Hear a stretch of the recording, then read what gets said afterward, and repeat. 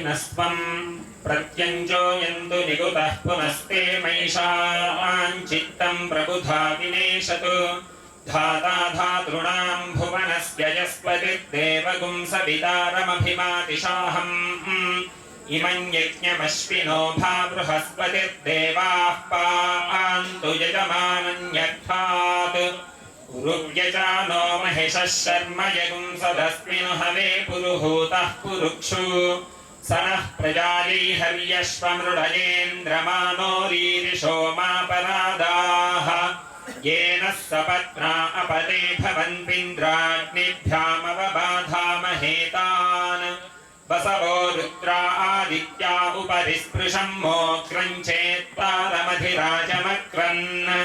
अर्वाञ्चमिन्द्रममुतो हवामहे योगो जिद्धनजिदश्वजिद्यः